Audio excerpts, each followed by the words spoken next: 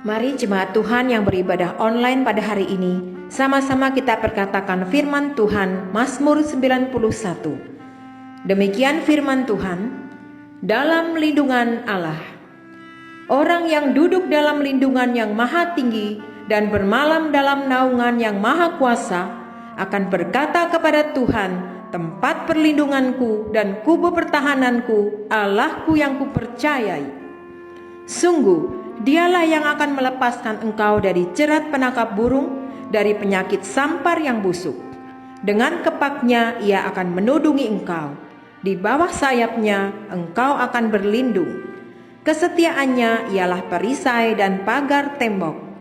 Engkau tak usah takut terhadap kedahsyatan malam, terhadap panah yang terbang di waktu siang, terhadap penyakit sampar yang berjalan di dalam gelap, terhadap penyakit menular yang mengamuk di waktu petang. Walau 1.000 orang rebah di sisimu dan 10.000 di sebelah kananmu, tetapi itu tidak akan menimpamu. Engkau hanya menontonnya dengan matamu sendiri dan melihat pembalasan terhadap orang-orang fasik. Sebab Tuhan ialah tempat perlindunganmu, yang maha tinggi telah kau buat tempat perteduhanmu. Malapetaka tidak akan menimpa kamu, dan tulah tidak akan mendekat kepada kemahmu. Sebab malaikat-malaikatnya akan diperintahkannya kepadamu untuk menjagai engkau di segala jalanmu. Mereka akan menatang engkau di atas tangannya, supaya kakimu jangan terantuk kepada batu. Singa dan ular tedung akan kau langkahi. Engkau akan menginjak anak singa dan ular naga. Sungguh hatinya melekat kepadaku, maka aku akan meluputkannya. Aku akan membentenginya, sebab ia mengenal namaku. Bila ia berseru kepadaku, aku akan menjawab. Aku akan menyertai dia dalam kesesakan. Aku akan meluputkannya dan memuliakannya. Dengan panjang umur akan kukenyangkan dia, dan akan kuperlihatkan kepadanya keselamatan daripadaku. Amin. Shalom, selamat hari Minggu, happy Sunday buat para jemaat Tuhan dimanapun saat ini berada dan menikmati melalui tayangan online. Mari kita persiapkan hati kita untuk bersyukur kepada Tuhan.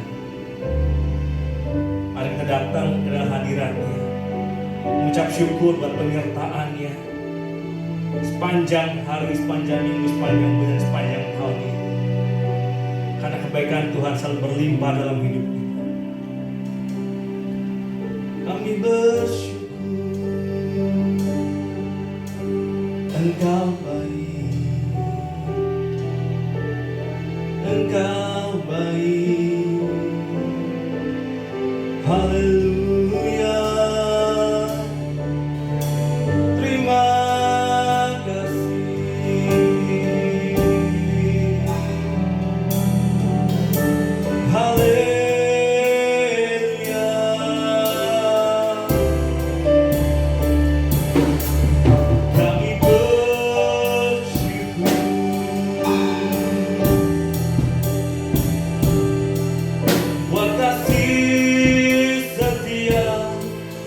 selalu baru dalam hidup kami. Terima kasih Yesus, terima kasih. Haleluya. Terima kasih.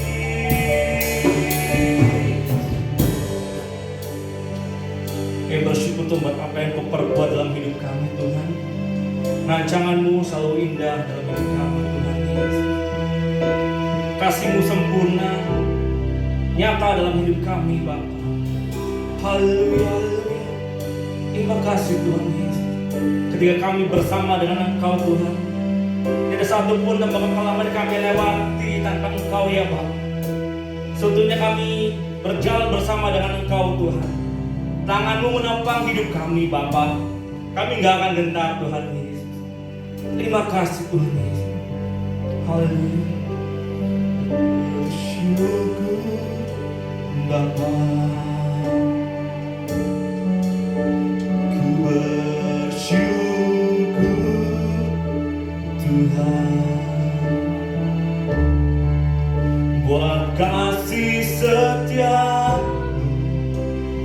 dalam hidup ku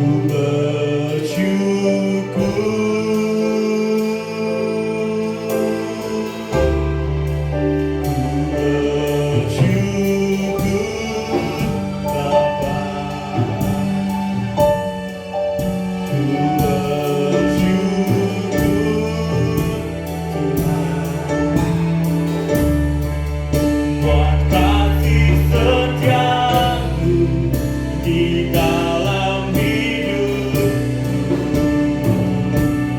ku bersyukur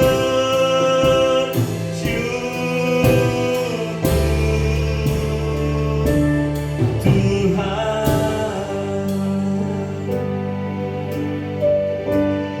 Thank you Lord.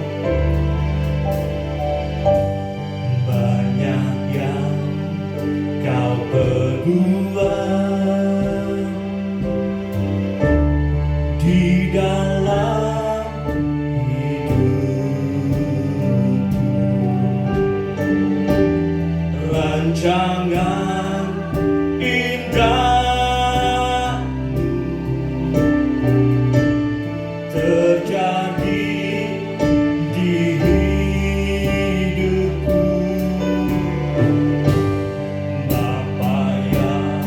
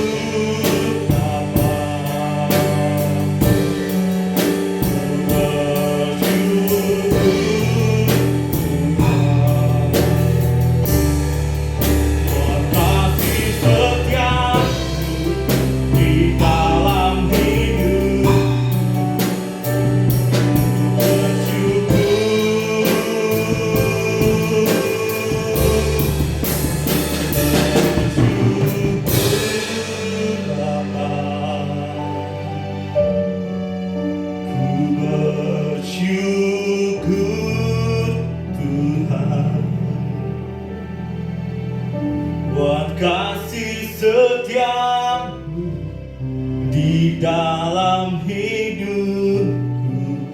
Ku bersyukur.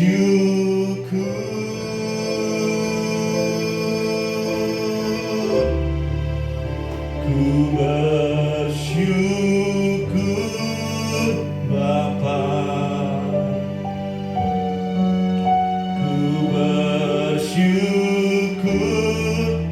Tuhan buat kasih setiamu di dalam hidup. Ku bersyukur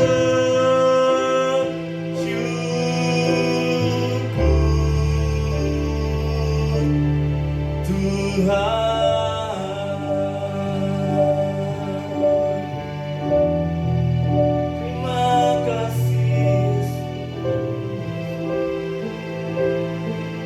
Terima kasih,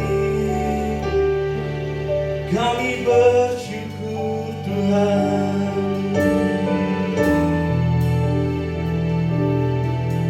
Engkau baik, terima kasih.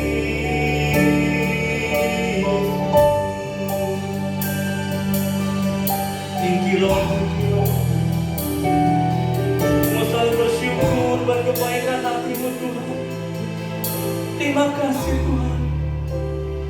Ku mau selalu bersyukur, selalu bersyukur. Kau Tuhan yang setia, yang selalu menopang. Ku mau selalu bersyukur, selalu bersyukur. Kau Bapakku yang setia. Ku mau selalu bersyukur, selalu bersyukur. Kau Tuhan yang setia, yang selalu menopang. Ku mau selalu bersyukur, selalu bersyukur. Kau Bapakku yang setia. Ku mau selalu bersyukur. Kau Tuhan yang setia, yang selalu menopang. Ku mau selalu bersyukur. Kau Bapakku yang setia. Mau selalu bersyukur, selalu bersyukur. Kau Tuhan yang setia, yang selalu menopang. Ku mau selalu bersyukur, selalu bersyukur. Kau Bapakku yang setia.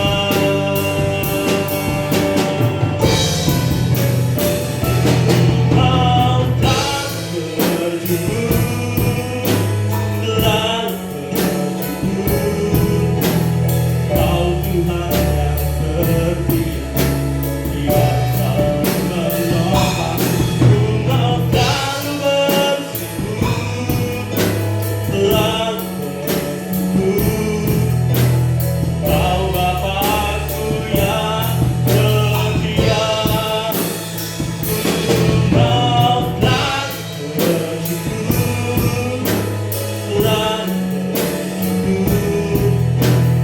Kau Tuhan yang setia, yang selalu menopang.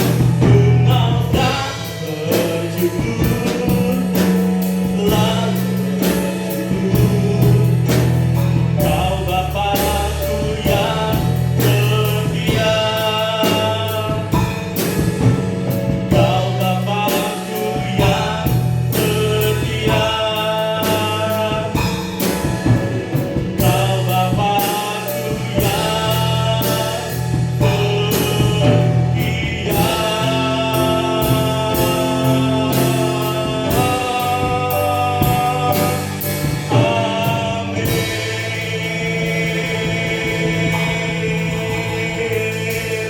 Terima kasih Tuhan, Bapak yang setia dalam hidup kami Bapak. Di dalam nama Yesus, haleluya. Amin. Saya shalom Bapak Ibu. Kita mau datang dalam hadirat Tuhan. Kita mau bersyukur, kita mau mengekspresikan ucapan syukur kita ke dalam Tuhan. Haleluya.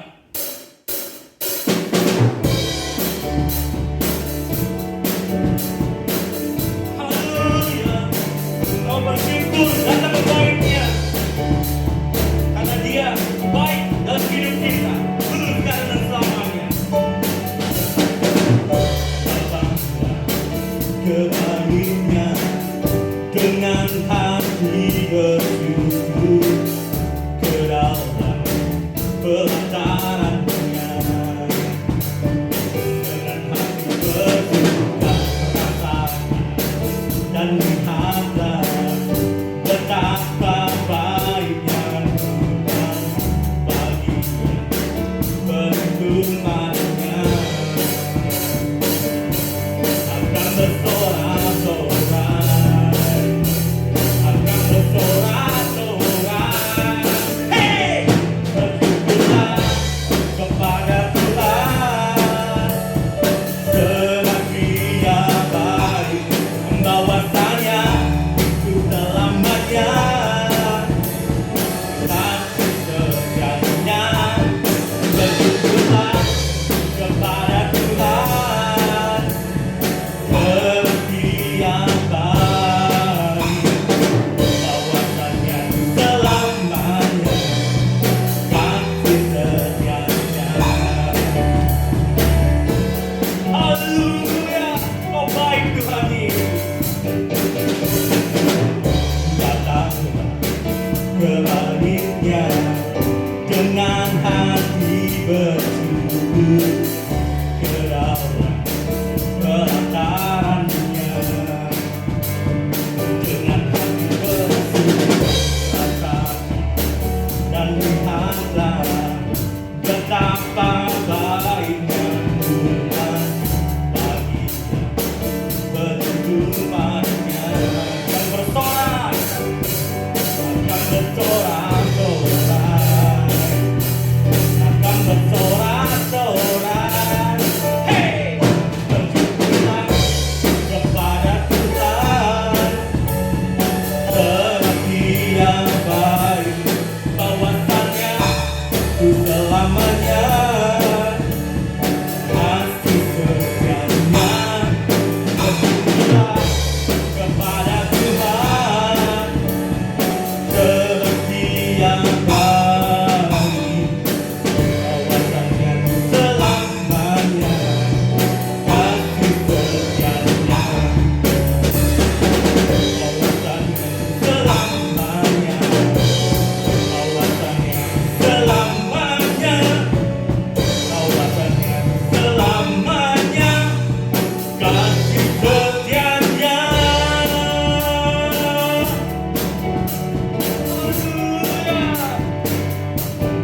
Bersyukurlah, yeay, sorangan haleluya, haleluya. Shalom semua.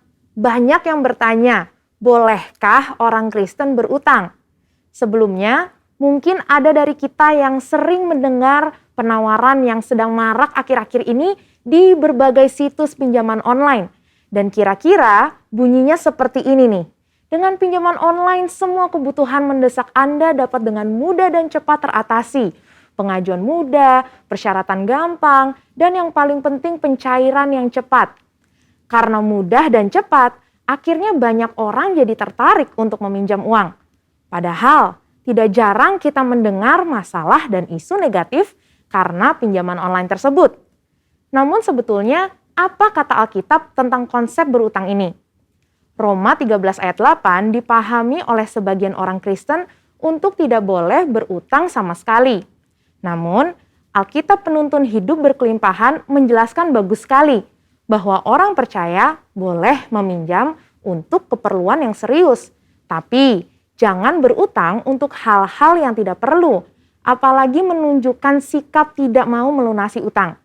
Karena artinya, kita tidak menunjukkan kasih kepada Tuhan dan sesama. Justru, orang yang mengasihi sesama akan mengembalikan uang yang dipinjamnya itu.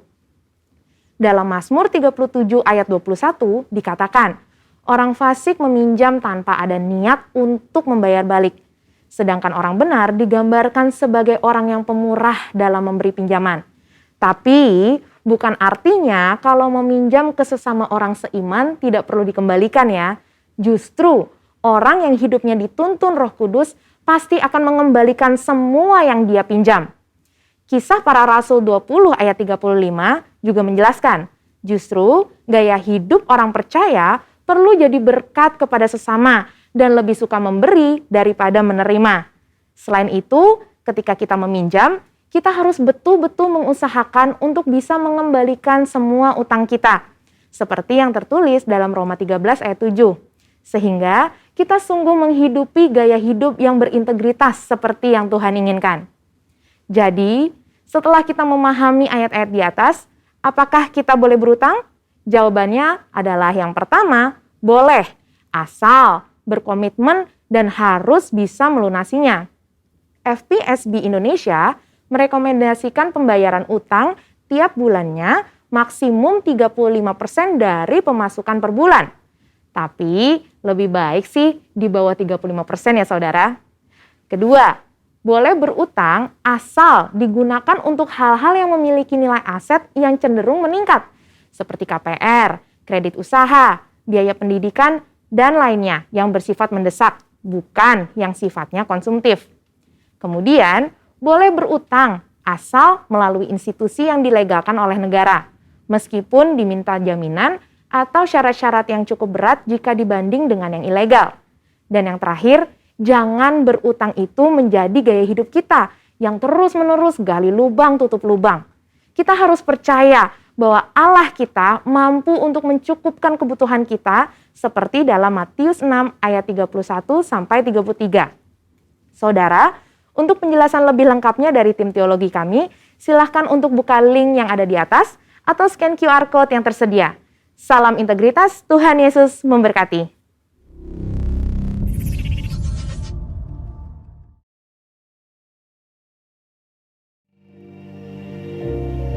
Terima kasih Bapak. Kau singkapkan setiap mata hati kami Tuhan dengan kasih-Mu ya Tuhan Yesus.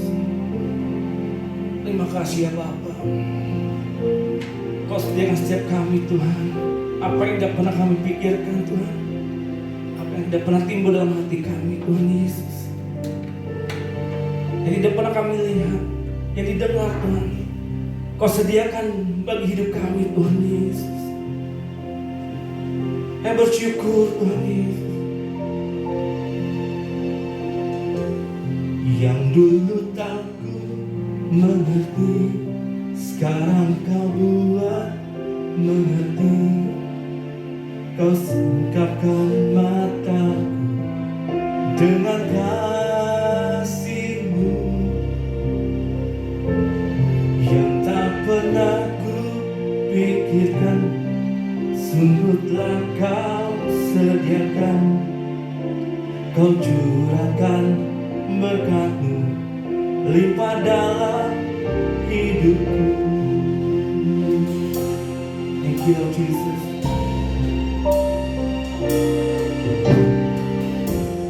Yang dulu tak ku mengerti, sekarang Kau buat mengerti. Kau singkapkan mataku dengan kasih-Mu yang tak pernah ku pikirkan.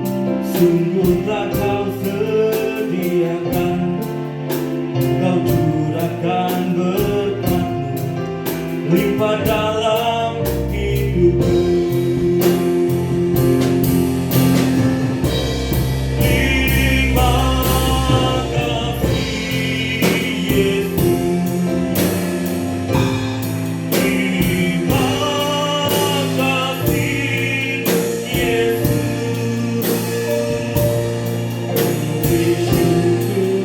Hanya bagimu, ya Allah.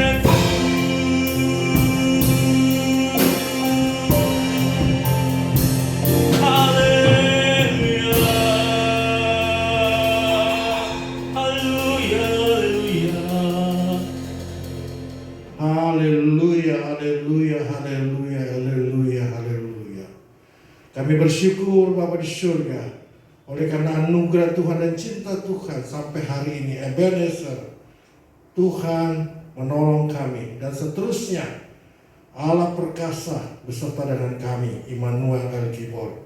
Tuhan, terima kasih kalau hari ini minggu keempat kami masuk bulan November. Tuhan, terima kasih 11 bulan kami sudah disertai oleh Tuhan tahun 2021, dan seterusnya Tuhan akan menyertai kami. Bapa di surga, terima kasih. Kami serahkan seluruh kehidupan kami ke dalam tangan kasih Tuhan. Kalau sebentar kami akan mendengarkan firman-Mu, urapi hamba-Mu yang tidak ada apa-apanya ini dan kuasa Tuhan. Biar Roh Kudus yang beracara, Roh Kudus yang berbicara, Roh Kudus yang menjamah dan mengajarkan kami, sehingga kami boleh dapat mengerti kebenaran firman Tuhan. Dan kebenaran itu memerdekakan kami. Dalam nama Tuhan Yesus Kristus kami berdoa dan mengucap syukur. Haleluya. Amin. Haleluya. Haleluya. Puji nama Tuhan. Tanpa terasa ya, kita sudah masuk bulan November, minggu keempat November. Minggu keempat bulan November. Dan sekitar 5 minggu lagi kita akan mengakhiri tahun 2021. Dan saya yakin dan percaya saya dan Bapak Ibu Saudara dimanapun berada dalam penyertaan Tuhan dan dalam perlindungan Tuhan. Terima kasih. Haleluya. Haleluya. Terima kasih Bapak Surga. Terima kasih. Hari ini kita akan berkhotbah dengan judul Strong versus Stress. Strong versus Stress. Kekuatan melawan kelemahan, melawan stres, melawan tekanan-tekanan. Haleluya. Hari-hari ini masa pandemi pasti semua orang akan mengalami tekanan. Baik itu masalah pergumulan dalam pekerjaan, bisnis, keluarga, dan apapun. Ya. Tapi percayalah itu adalah respon dari jiwa kita di mana kita menghadapi tantangan. Pastikan pada saat kita mengalami suatu tekanan hidup ini, jangan lari kemana-mana. Datang kepada Tuhan Yesus supaya engkau strong. Kita buka dalam firman Tuhan 2 Timotius 2 ayat 1. 2 Timotius 2 ayat 1. Demikian firman Tuhan. Sebab itu hai anakku, jadilah kuat oleh kasih karunia dalam Kristus Yesus. Sekali lagi. Sebab itu hai anakku, jadilah kuat oleh kasih karunia dalam Kristus Yesus. Surat Timotius ini ditulis oleh Rasul Paulus sebagai bapak rohani, dan anak rohaninya adalah Timotius. Timotius anak muda, dan tantangan dalam pergaulannya begitu luar biasa saat itu. Ya, sebab itu sebagai bapak rohani dia nasihatkan kepada anaknya, anak rohaninya Timotius, jadilah kuat. Katakan jadilah kuat. Jadilah kuat. Ya. Pastikan hidup kita tetap kuat di dalam kekuatan Tuhan, di dalam kasih karunia dalam Kristus Yesus. Karena itulah kekuatan kita. Kita tahu si iblis itu bagaikan singa yang mengaum, yang selalu mencari mangsa yang dapat ditelannya. Dan pastikan saya dan Bapak Ibu Saudara bukan orang yang dapat ditelan oleh si iblis, sebab kita kuat di dalam kekuatan Roh Allah. Stres itu adalah respon jiwa karena alami penekanan. Ya, stres itu respon dari jiwa pada saat kita banyak masalah, banyak pekerjaan, kehidupan kita, jiwa kita sepertinya meresponinya dengan yang namanya itu stres. Ya, nah, tanpa disadari stres itu menurut ilmu kedokteran yang sering tidak disadari yaitu tanda-tandanya. Satu, merasa terlalu emosional, gitu. Itu tanpa disadari bahwa orang itu adalah orang yang mengalami stres. Kedua, lebih sibuk dari biasanya, begitu. Jadi terlalu sibuk sehingga ada suatu tertekan jiwanya, sehingga akibatnya stres. Ketiga, sensitif atau mudah untuk marah, cepat tersinggung, ya. Dan yang keempat adalah mood swing. Apa itu mood swing? Ya, Mood swing itu keadaan yang cepat berubah secara mendadak, seperti tiba-tiba bahagia, tiba-tiba jadi satu kesedihan.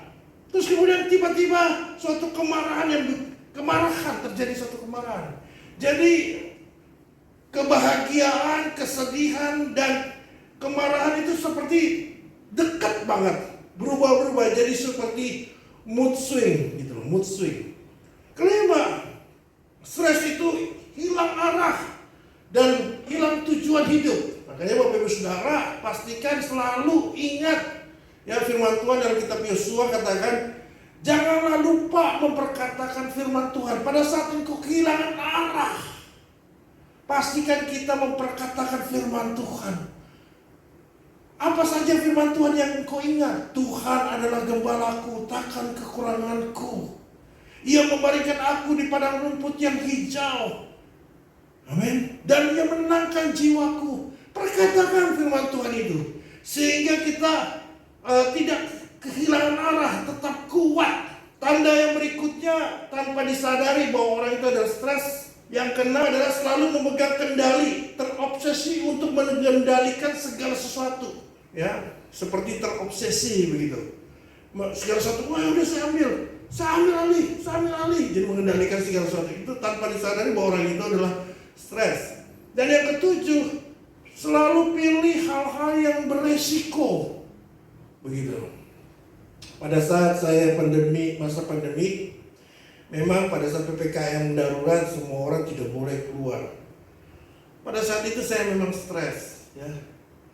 Saya berpikir, ya saya harus menolong orang. Dan satu sisi sebenarnya secara implisit saya itu sedang stres. Toh kalau terjadi apa-apa, saya di cover sama asuransi, dan asuransi saya cair, ya. Tapi satu sisi, ya karena stres itu sehingga selalu mengambil hal-hal yang beresiko. Namun kadang-kadang saya sadar pada saat itu sehingga saya harus pakai APD, ya. Sekalipun panas-panas pada saat masa pandemi, masa PPKM darurat, setiap hari saya bagikan makanan. Padahal itu sangat beresiko tinggi, ya. Sekalipun saya pernah kena COVID, ya, tahun 2020. Tapi pada saat bulan Juli dan Agustus itu adalah PPKM darurat, setiap hari saya bagikan makanan. Sampai ke pelosok-pelosok daerah-daerah yang dianggap, wah, itu ya sumbernya penyakit, sumbernya virus. Tapi saya masuk ke sana. Mungkin karena stres saya, sehingga saya ambil suatu tindakan yang sangat beresiko. Tapi puji Tuhan, sampai hari ini saya sehat. Puji Tuhan. Ya, firman Tuhan katakan, jikalau pada saat ini engkau masih hidup, berarti kau hidup harus bekerja menghasilkan buah. Berarti pekerjaan saya belum selesai di bumi ini, dan saya harus lebih lagi menghasilkan buah yang lebih banyak untuk memuliakan nama Bapa di sorga. Haleluya. Yang terakhir yaitu tanda-tanda orang stres, ya, tanpa disadari, yang selalu isolasi diri. Kayaknya minder, kayaknya gue nggak bisa begini, wah saya nggak bisa gitu.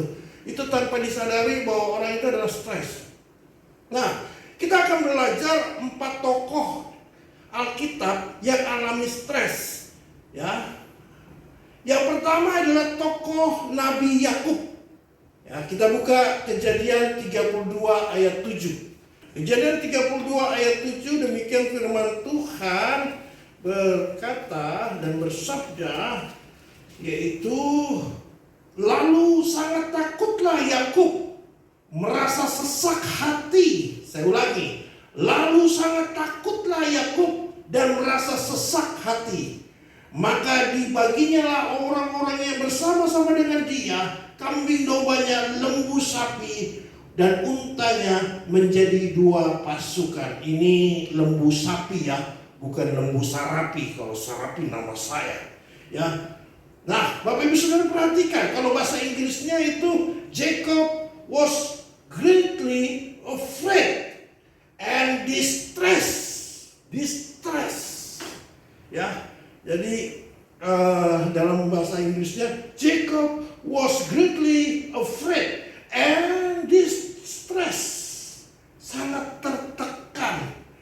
Jadi perikop ini adalah Yakub takut bertemu dengan Esau.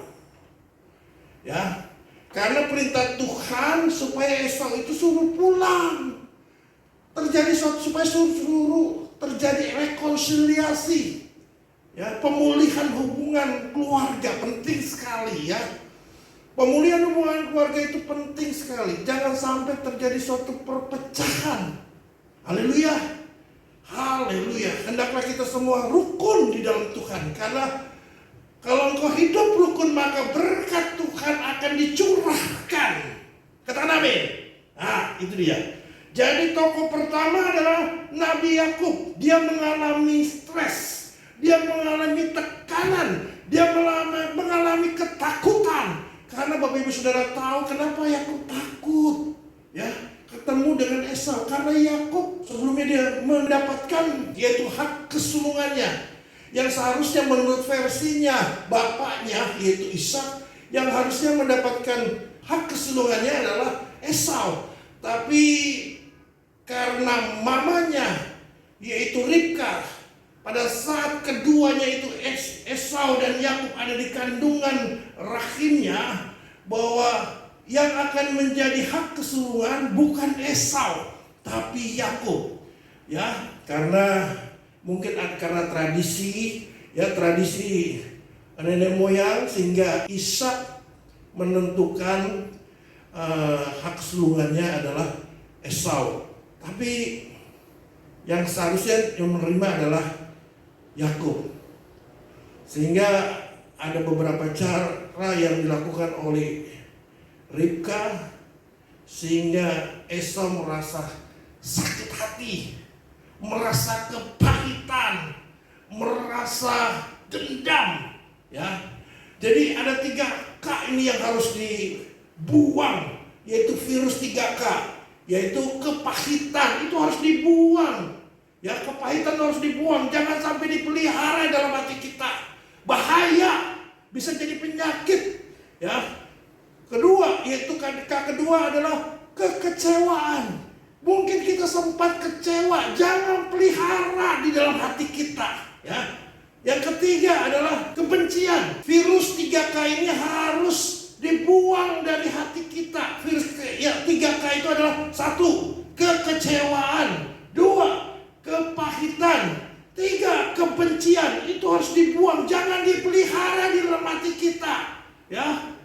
Kita akan mengalami sakit, dibuang, ya. Jadi makanya Yakub itu disuruh Tuhan suruh rekonsiliasi dengan Esau. Namun pada saat detik-detik rekonsiliasi, detik-detik ketemu dengan Esau, Yakub ketakutan, Yakub distres. Distres itu mengalami tekanan, ya, tekanan. Itu ya Yakub. Tokoh yang kedua adalah Elia. Kita buka 1 Raja-Raja 19 ayat 4. 1 Raja-Raja 19 ayat 4. Tetapi ia sendiri masuk ke padang gurun sehari perjalanan jauhnya, lalu duduk di bawah sebuah pohon ara. Kemudian ia ingin mati, katanya, cukuplah itu.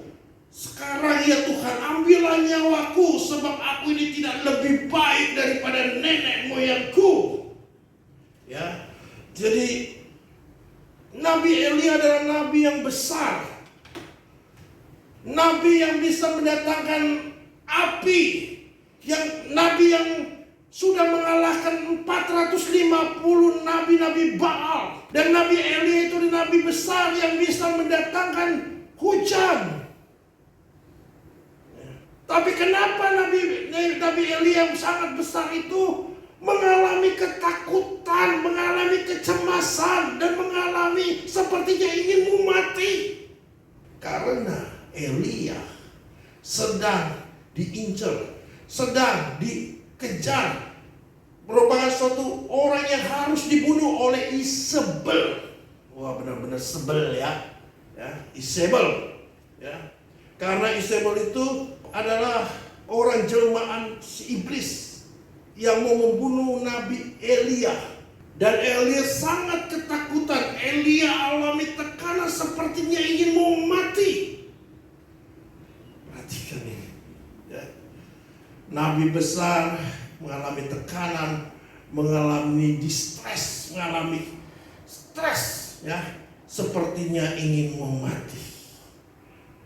Tokoh yang ketiga yang mengalami stres, yang mengalami distress, tekanan adalah Raja Hizkia. Kita buka 2 Raja-Raja 19 ayat 1. Beberapa minggu yang lalu saya pernah khotbah ini. 2 Raja-Raja 19 ayat 1, demikianlah firman Tuhan. Segera sesudah Raja Hizkia mendengar itu, dikoyakkanlah pakaiannya dan diselubunginya lah badannya dengan kain kapung, dan ia lalu masuk ke rumah Tuhan. Ya. Nah, Raja Hizkia mengalami stres, mengalami ketakutan, mengalami tekanan karena kerajaannya akan dihancurkan. Kerajaan Yehuda itu sudah dikepung oleh musuhnya, yaitu kerajaan Asyur, yang saat itu rajanya adalah Sanherib. Dikepung sebanyak 185.000 orang pasukan kerajaan Asyur. Bapak Ibu Saudara pernah lihat 185.000? Saat zaman itu sangat banyak, 185.000 orang pasukan Raja Asyur. Dan melalui utusannya Raja Hizkia mendengar bahwa akan dihancurkan. Bahkan Hizkia mengalami ketakutan di dalam kematiannya. Ya. Itu 3 tokoh, dan tokoh yang saya ambil dari tokoh Alkitab yang mengalami distress, ya, yaitu Yesus. Pak Pendeta, kenapa Yesus mengalami distress?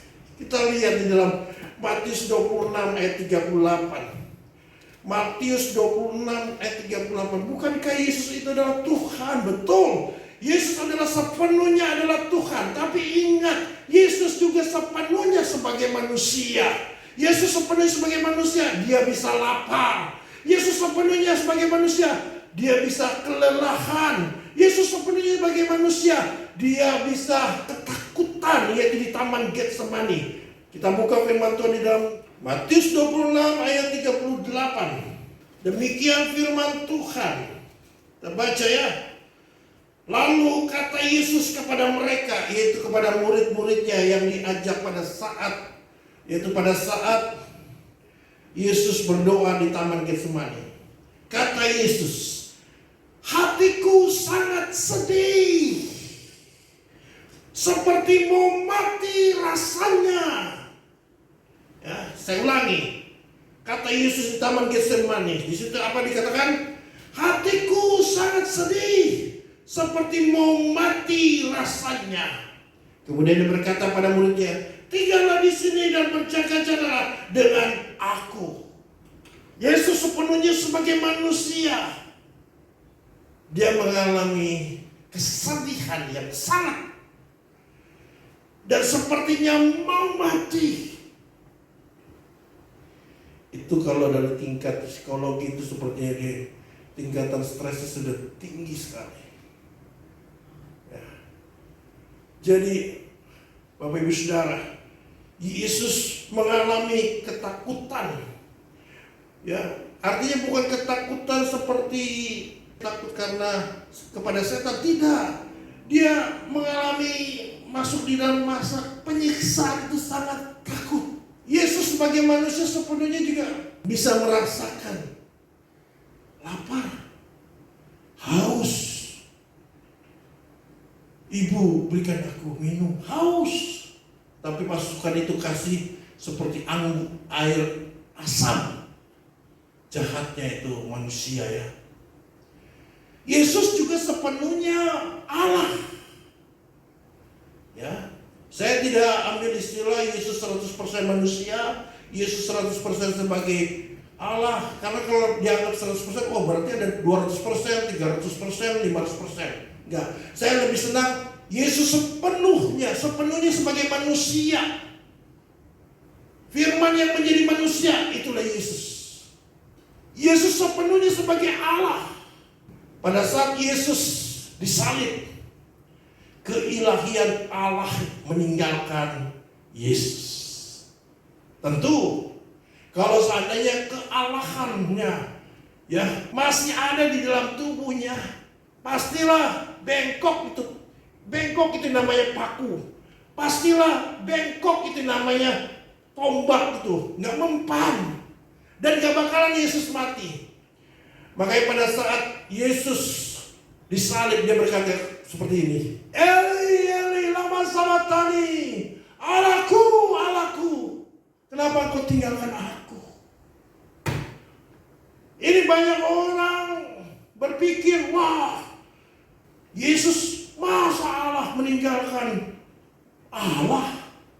Sekali lagi, Yesus sepenuhnya sebagai manusia, Yesus sepenuhnya sebagai Allah. Kalau kealahan dia pada saat disalib masih tetap menempel, paku bengkok, nggak mempan. Haleluya. Yesus sepenuhnya sebagai manusia pada saat dia tahu akan mengalami besoknya penyiksaan, dicambuk. Ya. Cambuknya bukan cambuk seperti kuda. Cambuk itu banyak berduri-durinya sehingga nancap di dalam daging. Pada saat ditarik, itu daging yang muncrat keluar. Dan itu yang namanya bilur-bilurnya itu keluar. Dan bilur darah Yesus, kata firman Tuhan tertulis, sanggup menyembuhkan segala penyakit. Haleluya. Dia rela mati, ya. Namun pada saat fase kematian itu, detik-detik dia harus mengambil cawan itu, mengambil keputusan dari Bapa di surga, harus mengalami kematian, kesengsaraan di dalam kayu salib. Dia mengalami distres, mengalami penekanan, mengalami kecemasan, dan itulah manusia. Jadi dari 4 tokoh ini kita boleh ambil satu pelajaran bahwa stres itu memang respon dari emosi jiwa kita pada saat kita mengalami tekanan. Nah, apa yang dilakukan oleh 4 tokoh Alkitab ini saat mengalami distres? Kita belajar ya. Yaitu di dalam Kejadian 32 ayat 9, di situ dikatakan, tadi yang sudah kita baca, Kejadian 32 ayat 9, kita buka lagi ya. Kemudian berkatalah Yakub, ya Allah nenekku Abraham dan Allah ayahku Ishak, ya Tuhan yang telah berfirman kepadaku, pulanglah ke negerimu serta kepada sanak saudaramu, dan aku akan berbuat baik kepadamu. Bapak Ibu Saudara, apa yang dilakukan Yakub pada saat dia mengalami distres? Yakub tidak mengandalkan kekuatan sendiri, tapi Yakub berseru kepada Tuhan. Katakan berseru. Amin. Stres itu adalah sesuatu yang wajar sebagai manusia apabila mengalami tekanan. Tapi yang tidak wajar kalau stres itu dia menyelesaikan dengan caranya sendiri. Mulai hari ini kalau seandainya Bapak Ibu Saudara mengalami tekanan, mengalami stres, jangan cari kemana-mana. Datang berseru kepada Tuhan. Katakan, ya Allahku, ya Tuhanku, Allah nenek moyangku yaitu Abraham, dan Allah nenek moyangku Yakub. Ya. Berseru kepada Tuhan, Allahnya Abraham, Ishak, dan Yakub. Kita belajar dari Yakub itu, yaitu dia berseru kepada Tuhan. Dan pada saat dia mengalami stres, dia tidak diam. Katakan tidak diam. Dia itu tetap taati firman-Nya. Karena firman Tuhan katakan, engkau harus kembali sesuai dengan perintah Tuhan. Sekalipun tantangan adalah masalah dalam yang kau hadapi dan mengakibatkan jiwamu stres, tetaplah berseru kepada Tuhan.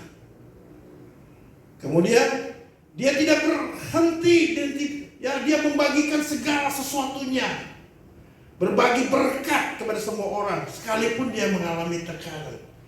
Jadi pada saat engkau mengalami stres, belajar dari Yakub, dia tetap berseru kepada Tuhan dan tetap taat kepada Tuhan dan tetap berbagi berkat. Ya. sapi dan lembunya dibagi-bagi. Dari Elia kita belajar, yaitu Elia tetap kuat dan dia berlari.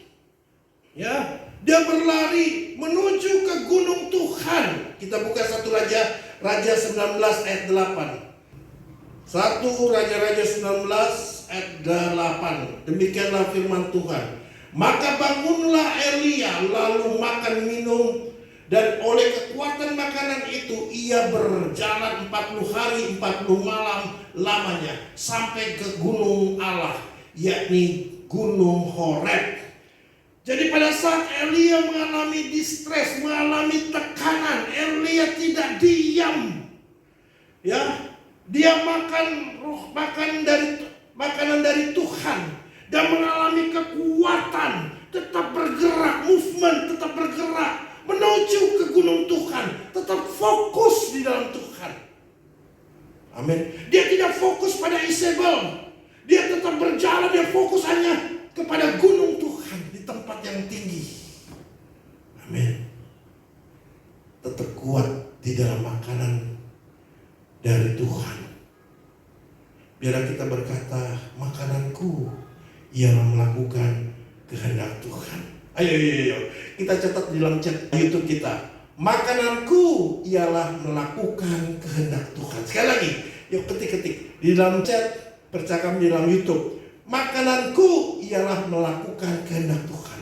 Sekalipun engkau mengalami distres, sekalipun engkau mengalami tekanan dalam kehidupan ini, makananku adalah melakukan firman Tuhan. Pada saat engkau dekat dengan Tuhan, engkau bisa kuat. Apapun tantangan di hadapanmu, engkau bisa kuat dan berlari menuju ke gunung Tuhan. Seperti Elia, 40 hari 40 malam dia berjalan.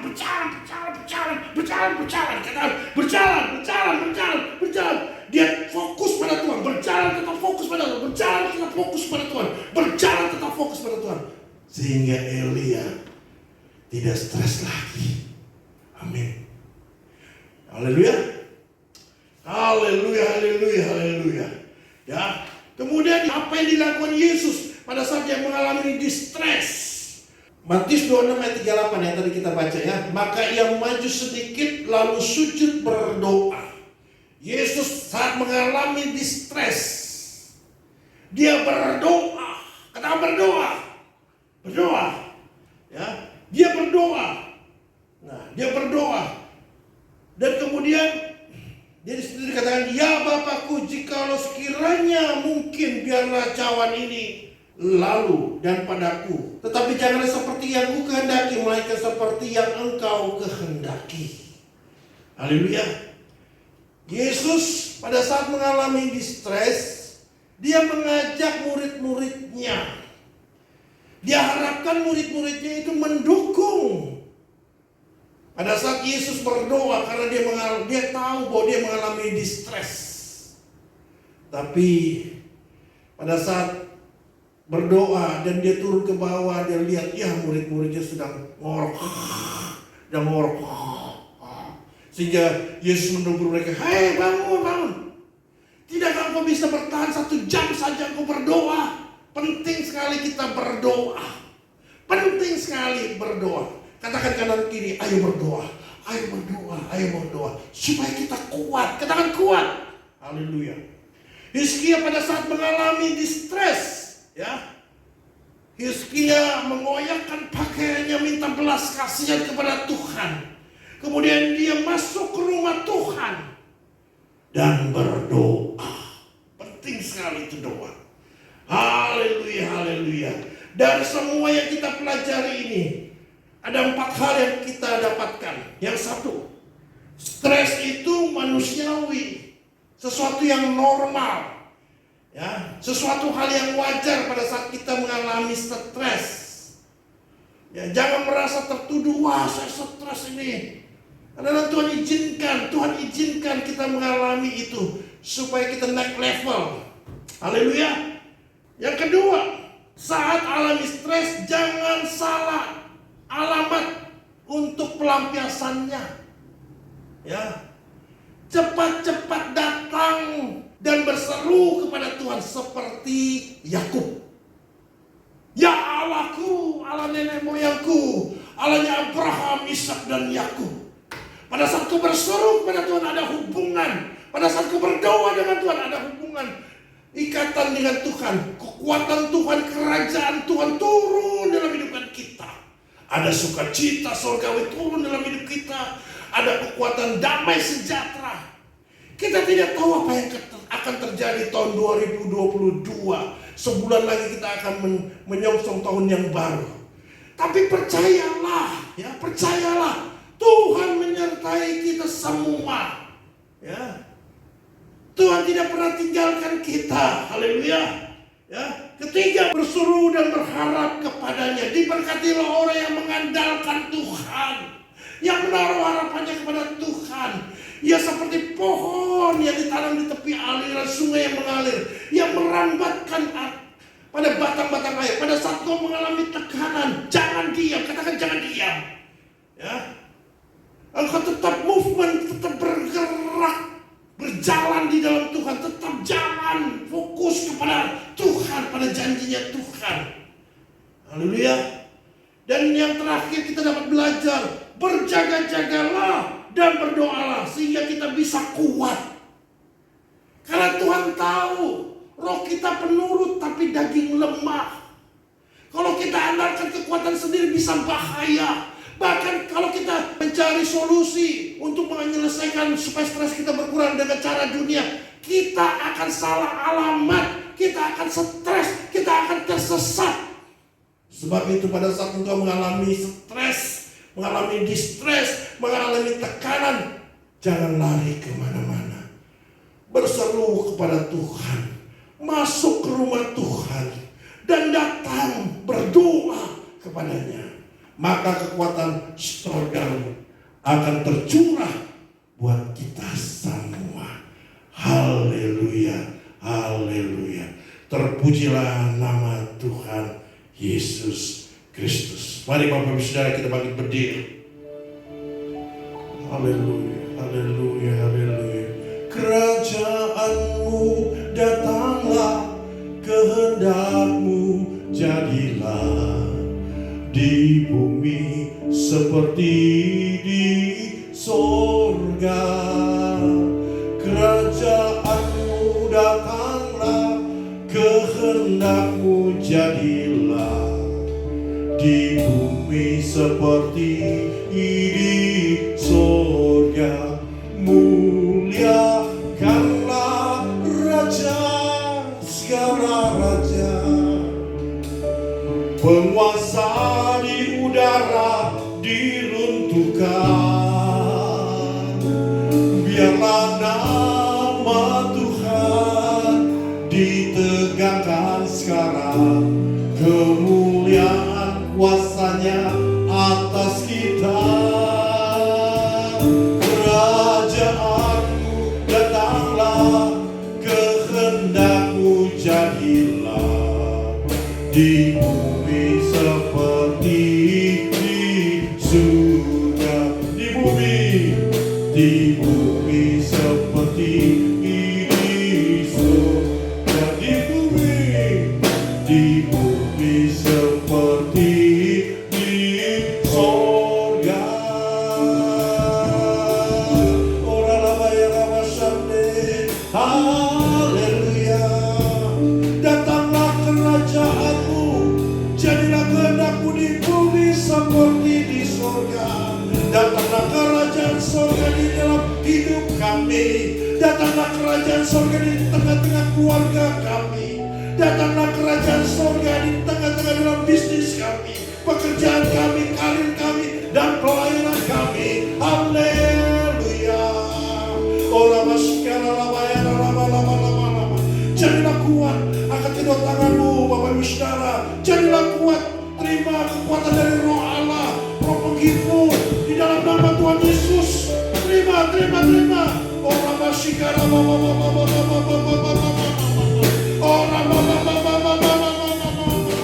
kuasa Roh Kudus tercurah buat anak-anakmu.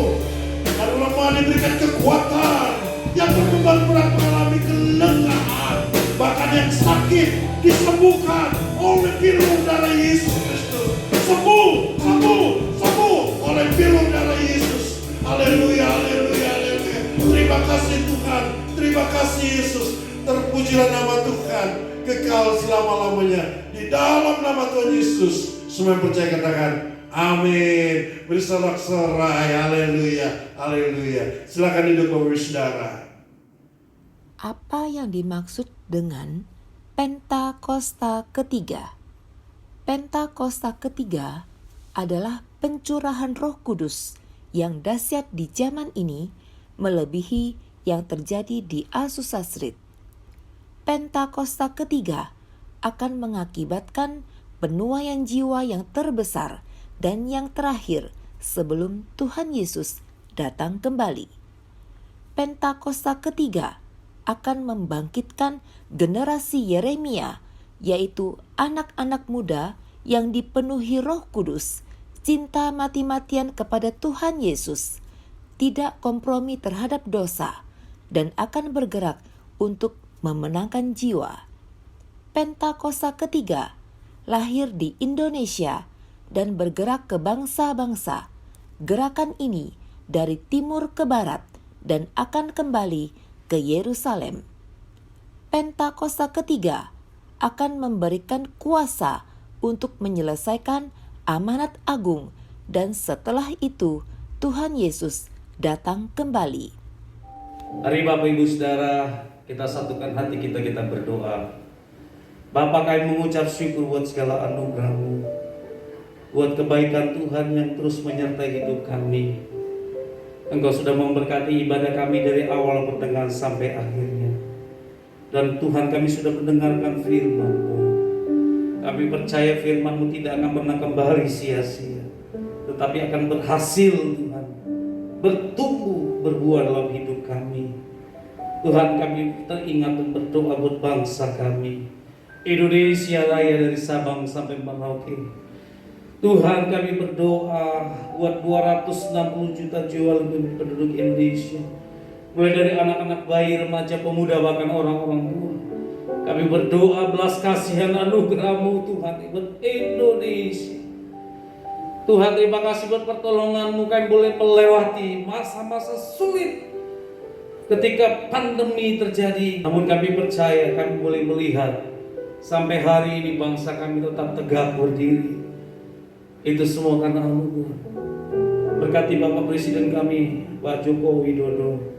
Berkati Pak Ma'ruf Amin dan seluruh menteri, gubernur, wali kota, bupati, camat, lurah, RT, RW, TNI, Polri, aparat hukum keamanan, anggota DPR, MPR, DPD di seluruh Indonesia ini. Kami berdoa buat tenaga kesehatan, para dokter, perawat, para sukarelawan, baik ada di rumah sakit maupun di rumah-rumah sakit darurat. Tuhan, kami berdoa mereka yang ada di garda terdepan, proteksi Tuhan sempurna, melebihi dari apa yang mereka mampu lakukan. Kami berdoa buat saudara kami yang terus berjuang, baik yang ada di rumah sakit maupun yang isoman. Kami boleh melihat khusus Jabodetabek. Tuhan, terima kasih buat anugerah-Mu, terima kasih buat kebaikan Tuhan. Bapa, kami berdoa biar kiranya anak-anak-Mu tetap terus berharap dan bersandar hanya kepada-Mu. Berkati Bapak Gembala sidang kami, Pak Niko, Tempat Wakil Gembala, Gembala CK9, Pak Sony Waflo dan seluruh Gembala cabang ranting ada di dalamnya. Kami berdoa buat Bapak Pendeta Gerrit Sarapi, Gembala kami di GB Legend Suprapto, bersama dengan Buning dan ketiga anak mereka. Kami berdoa biarlah kuatkan dan teguhkan hati hamba-Mu untuk terus melayani Kau dan pekerjaan-Mu, melayani jiwa-jiwa yang Kau sudah percayakan. Mungkin tidak di dalam gedung, tetapi di pinggir-pinggir, di jalan-jalanan, di daerah rel kereta api, dimanapun Tuhan. Proteksi dan perlindungan-Mu sempurna atas hamba-Mu.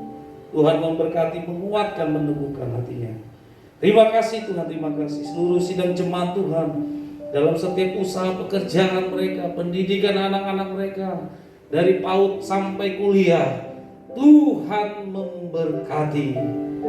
Terima kasih Tuhan Yesus, berkati hamba-hamba Tuhan, pelayan-pelayan-Mu, berkati seluruh diaken-diakones, seluruh pengerja umat-Mu. Tuhanlah yang menolong dan memberkati. Terima kasih Tuhan, terima kasih Bapa. Perlindungan penyertaan Tuhan sempurna atas hidup kami. Di dalam nama Tuhan Yesus kami berdoa mengucap syukur. Haleluya, haleluya. Kiranya Kau memberkati aku berlimpah-limpah dan memperluas daerah kami dan memperluas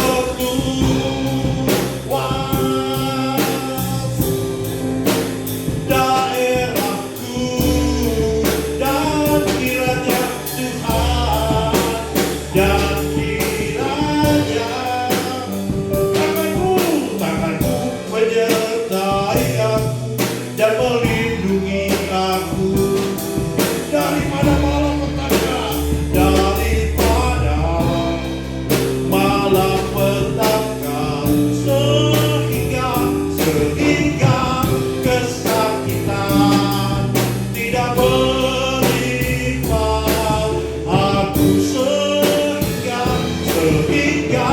kesakitan tidak menimpa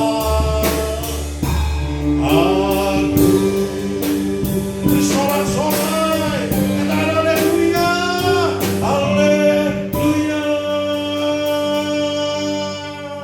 Kekasih-kekasih Tuhan, biji mata Tuhan disayang oleh Bapa di surga.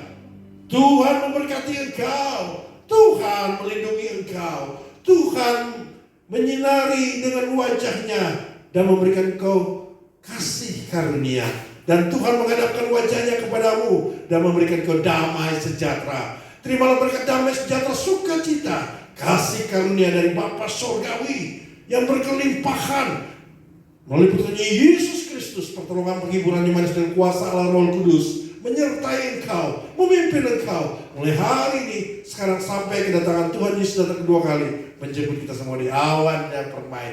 Maranatha, Maranatha, Maranatha. Di dalam nama Tuhan Yesus, semua percaya katakan amin. Haleluya, haleluya. GBI Legend Suprapto mengucapkan selamat hari Minggu. Tuhan Yesus memberkati.